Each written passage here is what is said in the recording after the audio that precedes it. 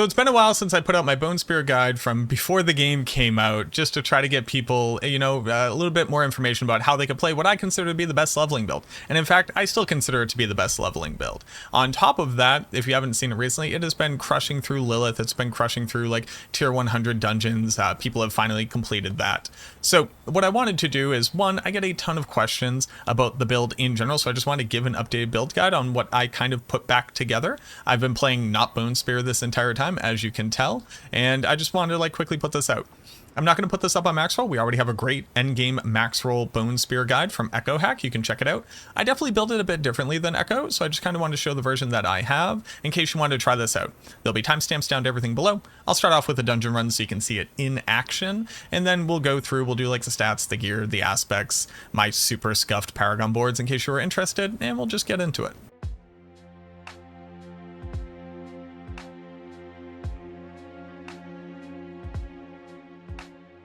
So this is a tier 58 dungeon. Our gear is a little scuffed. Do not get it twisted. There's like a solid chance that I have to play this a little bit safer than you typically would.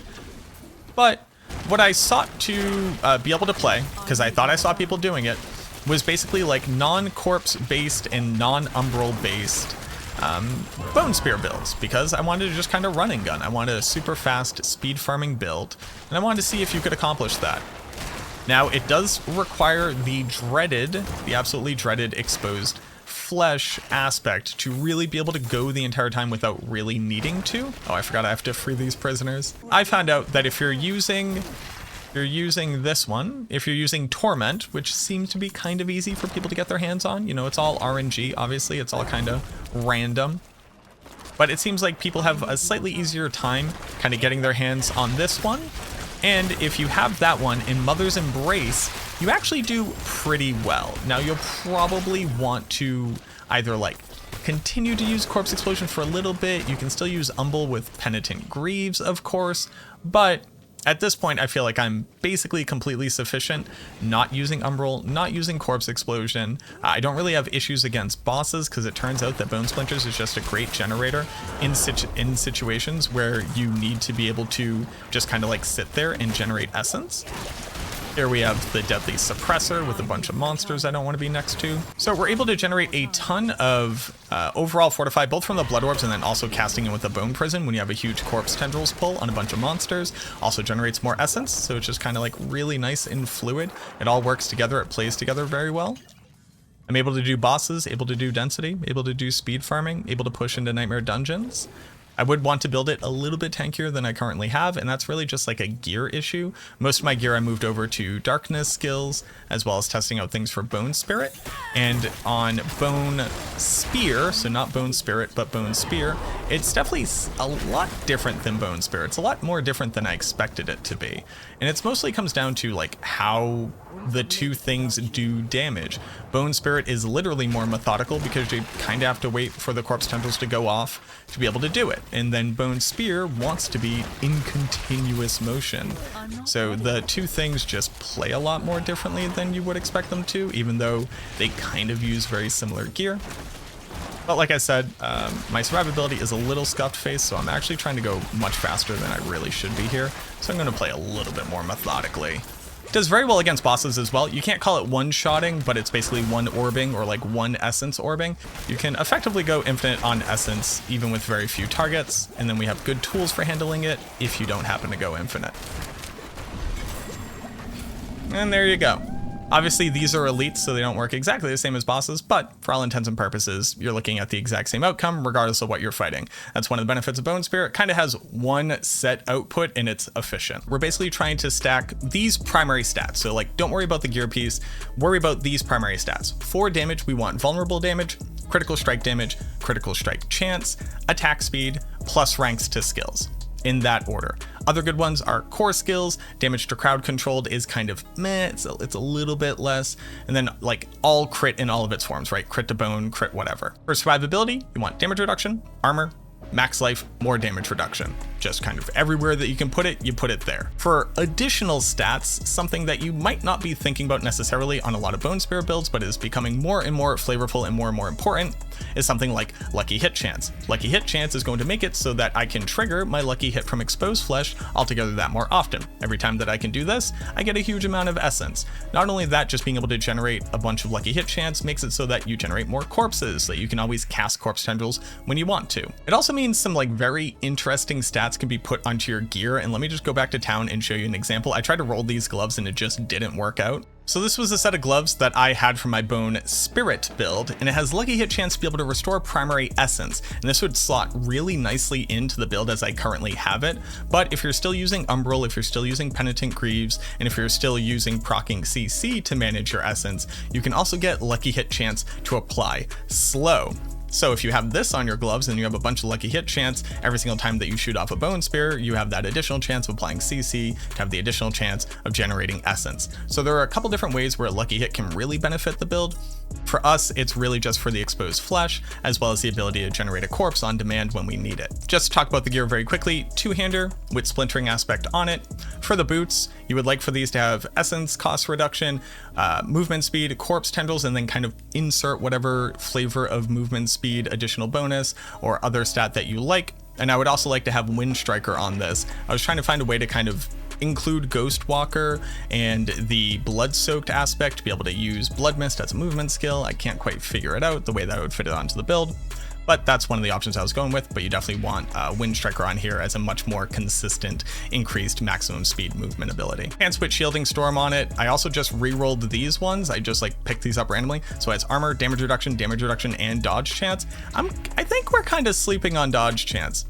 I feel like dodge chance is just a strictly better version of shields on the Necromancer that say a chance to reduce incoming damage as opposed to just a chance to ignore damage. So if people get really into a dodge meta, let it be known. I was thinking about it and I've been saving up dodge chance gear just in case it becomes cool. Grasping Veins on gloves, you would want to have ranks to Bone Spear, increased attack speed. For the armor, we're using Disobedience and then as much damage reduction, armor, and damage as you possibly fit onto it. And I'm currently using Deathless Visage. Deathless Visage is great because it says total armor, which is kind of its saving grace, and then a maximum amount of maximum essence. That's really good for the ossified essence passive. So here's my major problem with it. It spawns the orbs based off of travel time. So not travel distance, travel time. The reason why that's so important is because if you cast it into Wind Wall, it travels for an exceptional amount of time and summons a bunch of them. Oh, that's super cool, whatever.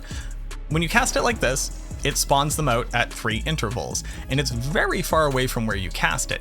Now, if you're shotgunning up against a wall to get like maximum damage up against a boss or a huge pack of elites or damage resistant, you notice that it doesn't summon any at all. It's an aspect that does nothing. Quite literally, I don't think that it's valuable. Some people have been asking me, like, do the orbs trigger Lucky Hit? Really hard to test, haven't found a conclusive answer to it, don't really know, but if you have it, absolutely use it. Great option. If you don't have it and you're looking for a better option, I would much rather have total armor, maximum essence, maximum life, and then either like crowd control duration or something like that on a helmet. If you're using curses, you can also get plus to curses on it just for stronger versions there, and then be able to put on another utility or survivability aspect that I think would just treat this build a lot better than this trash one that kind of just does nothing at all in half of the scenarios where you want it to do something. For the amulet, I just happen to have this amulet. It just has a ton of movement speed, plus ranks to Avulsion, essence cost reduction, and then damage reduction. And then I'm using the Serration aspect on it for a massive additional multiplier for our crit damage. Like I said, we're using Exposed Flesh. If you don't have Exposed Flesh, you can be using Mother's Embrace. You won't get quite the same output from it. One of the saving graces of Mother's Embrace, though, is that it counts how many targets have been hit, and that includes the shards that come out after. So if you shoot it through only like 2 or 3 minions, and then the shards bump back and hit a bunch of other minions, you'll still get that essence cost renewal back from the ring. And until you have Exposed Flesh, absolutely be using that one. Now for stats on the rings, I think this is like as close to perfect as I can get. Maximum essence, critical strike damage, critical strike chance, and lucky hit chance. And then on my second ring, I have maximum essence, critical strike damage, lucky hit chance, and critical strike chance. So I think that my rings are pretty good, even though they are, one of them is sacred and a pretty low roll. Look, until I get another Exposed Flesh, can't do anything about it. The other one I have been using Torment. Torment helps. It basically means that for 4 seconds you regen 1 additional essence per second, so it's about 4 essence regen, and you basically just have it up all of the time since you are near perpetually critting. So it's like just having permanent 4 essence regen as opposed to 3 essence regen. I don't think it's the best. I'm not even super married to it, and I think that there's a world potentially where if you have enough lucky hit chance and you can just completely rely off of exposed flesh, you'd be able to put like another damage aspect here, or even just like another utility aspect that could help out. So like blood orbs reduce cooldown, then bone storm is up a lot more, something like fast blood. I've been playing around with it, but again, I'm trying to build like a pure run and gun, I never have to stop version of the build, and this is helping with that. Book of the Dead, sacrificing skirmishers, sacrificing Colden, and sacrificing Iron Golem, pretty par for the course. And then in the skills, you might see something like a little bit different here. I've been playing around with it. 1, we're using Bone Splinters as our generator. It also just gets us crit chance, which is always nice. You basically should be swapping in 1 cast of Bone Splinters just for free during combat as you go. So when you walk into the next pack, you have a little bit more essence and you have additional crit chance. Max and Perfectly Balanced, max and Living Energy, max Bone Spear with Paranormal. I still see some people using Supernatural even while using Splintering. You don't need to do that. Splintering applies vulnerable to the first target. I don't know why. It totally says it shouldn't, but it just does. So don't worry about this. You should absolutely be using Paranormal instead of Supernatural. And then I'm still maxing out Hewed Flesh. Hear me out here. I'm not using Reap, so I can't say I will always have a corpse when I need it. That being said, I have now moved over Blood Mist to be able to generate corpses, so that when I'm using my escape tool, it also sets up a corpse, so I can cast Corpse Tendrils. Corpse Tendrils is also where we're going to be getting our blood orbs for the Blood Drinker aspect, so we can generate Fortify, since we don't need vulnerability, and is basically our only crowd control option on this build. So I don't think you necessarily need the points into Hewed Flesh. The thing is, I don't really know where else you would put them. Maybe into Blood Mist to reduce its cooldown, maybe max out Inspiring Leader down here, but like there's kind of nowhere else to put the points. So if you were to take them out of here, I'd put them into Blood Mist, but I'm still playing around with it. Bone Prison just as a quick essence source as well as a massive amount of Fortify. The main issue that I've found on this like run and gun version of Bone Spear, where I'm just trying to like push as fast as possible, is that I kind of don't have time to cast Corpse Tendrils on big enough packs of monsters. What having Bone Prison allows me to do is kind of proactively cast it out to gain a bunch of crowd control via confusion. When you cast this on top of a bunch of monsters, they all kind of swarm it trying to kill it, and they prioritize attacking it. It gets them clumped up for Bone Spear, and it also just means that I don't need to wait for Corpse Tendrils for crowd control effects. Death's Embrace, as well as Death's Reach. If they get near me, I want to survive better and still do more damage. If they're at max length, which they should be the majority of the time, I also want to get more damage. Corpse Tendrils for the Blood Orbs, like I just said, also great crowd control, obviously. Also initiates our Grasping Veins, so we can get even additional crit damage and crit chance, just super important. And then obviously maxing out all of the bone passives here. Standalone, Memento Mori, build down into Bone Storm because obviously, and then Ossified Essence. I would put more points into Inspiring Leader if I could. It says you have more attack speed while you're healthy, and you should try to be healthy all the time. Seems like a win-win. For the Paragon board, I'm currently in a pretty scuffed scenario, but this is generally what I'm going for, so I think it's like decent at this point. I would like to get a 5th glyph into here as well, probably go into the Bloodbath board just to pick up the glyph socket, nothing else. Using Blood Drinker on starter board to be able to easily hit the intelligence, I want to pick up Preservation as well as Knowledge, and then that gets us our Fortify and also gets us additional damage, additional armor, additional dex, and additional willpower to be able to hit requirements later on in the board. Seems like a smart investment here. While we're on the Flesh Eater board, we're obviously not using that. I am picking up Stifle. I'm also picking up attack speed over here, and then we're slotting in Essence. Essence is just like pound for pound our biggest damage multiplier outside of Exploit for Vulnerable, because it gives us that big additional crit multiplier, which is huge, and we want to be able to put this into like the biggest dex board that we can after Exploit. Building into Scent of Death, we also are able to pick up Ruin, which is super good for our build. I do pick up Deathbringer for damage to injured, and I also pick up Deathmark for damage to injured. I don't really know how I feel about these, I'll be honest with you. I might sincerely pull out of these nodes. There's also armor here though, which is just really good. I haven't really decided how I feel about this, but it does help to like speed out the end of a boss fight, where you might be at the like end of your essence orbs, you're not getting the full benefit from Ossified Essence. I want to be using Sacrificial. Sacrificial will get me 10% multiplicative damage because I don't have any minions. And then on top of that, it's a really good magic nodes so that I'm not getting the benefit from the rare nodes, but I am benefiting from all the magic nodes around it. So that seems like the best option here, but until I have it, I'm currently using Gravekeeper. It also gets us additional damage when there are corpses around, but Sacrificial says I have 10% damage all the time, as opposed to 2 to 12% damage. That was a really smart thing that I picked up from Echo. Then obviously we build into Bone Graft. I currently have enough points to be able to build and get all the benefits from Bone Graft, but if you don't, you would obviously put this much earlier. You want to pick up this. Also, you want to be using something like Bone Storm to be able to set this up a lot of the time. So when you walk into a fight, you're already maxed out and you can use this to drastically increase like your one-shot potential against bosses.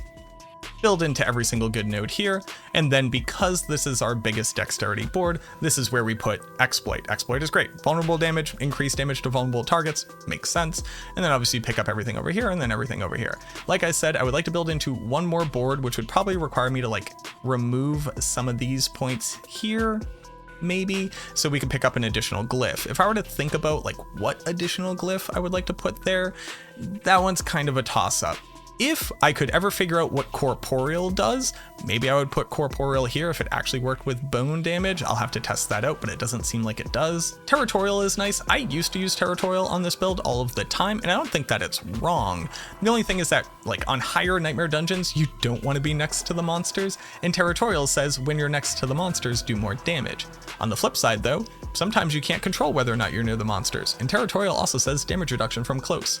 So I think it would be easy to add this to the build, and it would kind of be a toss-up between this and control, depending on how you personally play. So there you go. That's how I'm currently building my version of Bone Spear Necromancer. Again, it's going to be different from each individual person that you look. Some people like to continue to have the Essence Generation and Umbral. Some people want to play this run and gun version of it. I haven't really been checking out like too many other people's builds because, one, I don't want to be biting anybody's builds, but also I just haven't been on Bone Spear for a very long time, basically since the first like 2 or 3 days when the game released. So I wanted to put out this updated video. You know what? People have been asking it a lot. While I'm not going to write a max roll guide on this because we already have a max roll guide for this, I am going to put together a max roll planner just so you can like look at it. I know a lot of people don't want to watch the video to find this stuff, but do not look forward to a max roll guide because we already have one and I'm not going to write one and I'm too busy writing the other ones. But I hope that you enjoyed this video. I hope that it helps. If you've been playing the Bone Spear and you have like different optimizations, let me know down in the comments. I'd love to hear from you. Consider subscribing to the channel, leave a like on it, do all the good stuff, hit the little bell or whatever. Thank you so much for watching, and I look forward to seeing you in the next video.